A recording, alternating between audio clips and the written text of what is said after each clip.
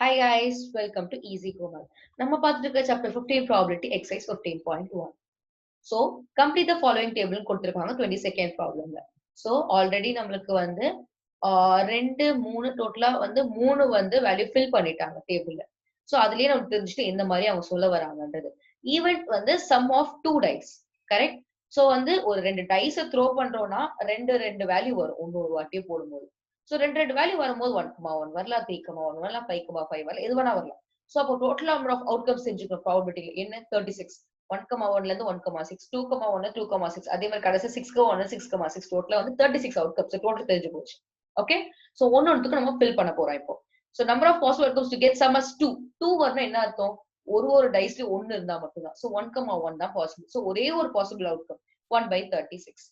அடுத்த 3க்கு கூட 2,1 வரலாம், இல்ல 1,2 வந்தா கூட சேம். சோ 2/36. அதே மாதிரி 4க்கு 2,2 1,3 3,1 3/36. 5க்கு 3,2 2,3 4,1 1,4. சோ 4/36. அடுத்தது பாத்தீங்கன்னா 6க்கு 5,1 1,5 3,3 4,2 2,4. சோ 5/36. அடுத்தது பாத்தீங்கன்னா 7க்கு 4,3 3,4 6,1 1,6 5,2 2,5 டோட்டலா வந்து 6/36. இப்போ 8க்கு பாத்தீங்கன்னா 4,4 6,2 2,6 5,3 3,5. So 5/36.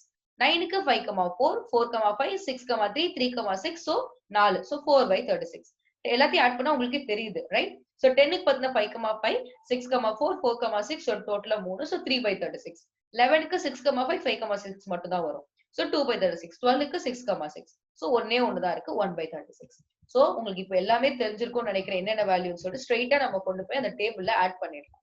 எல்லாத்தையும் அந்த டேபிள் ஆட் பண்ணிட்டதுக்கு அப்புறம் பாத்தீங்கன்னா உங்களுக்கு ஈஸியா தெரியும் 1 to 5 வரும், அப்புறம் 6 திரும்ப 5 to 1. சோ வெரிஃபிகேஷன் ஈஸியா இருக்கும். சோ இதுதான் வேல்யூஸ்ன்றது நீங்க கரெக்டா வெரிஃபை பண்ணிக்கலாம். Okay, second question. ஒரு ஸ்டூடண்ட் ஆர்கியூ பண்றாங்க. there are 11 possible outcomes 2 to 12. okay, therefore each of them has probability 1/11. do you agree with this argument? justify your answer. So அவங்க சொன்னபடி பாத்தீங்கன்னா நம்ம 2 to 12 வரைக்கும் இருக்கு. பட் ஒண்ணுத்துக்கும் வந்து வேற டிஃபரெண்ட் வேல்யூஸ் இருக்கு ஒண்ணுத்துக்கும் ரைட். therefore இது வந்து 1/11 கிடையாது.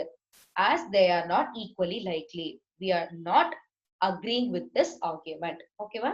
சோ நமக்கு ஆல்ரெடி ஃபர்ஸ்ட் ப்ராப்ளம்ல தெரிஞ்சிருச்சு நமக்கு. I hope இந்த ப்ராப்ளம் புரிஞ்சிருக்கும். நம்ம அடுத்த ப்ராப்ளம் பார்க்கலாம். A game consists of tossing 1 rupee coin 3 times and noting its outcome each time. Hand wins if all tosses give the same result, that is 3 heads or 3 tails, and loses otherwise. Calculate the probability that hand will lose the game. சரி, so first பாத்தீங்கன்னா ஒரு coin எடுத்து நம்ம 3 வாட்டி toss பண்றோம். சரியா? So அப்ப outcome எத்தனை வரும்? 8 அவுட்கம்ஸ் வரும். 3 ஹெட் 3 டெயில், இல்ல 2 ஹெட் 1 டெயில் வச்சு ஒரு 3 காம்பினேஷன் வருது.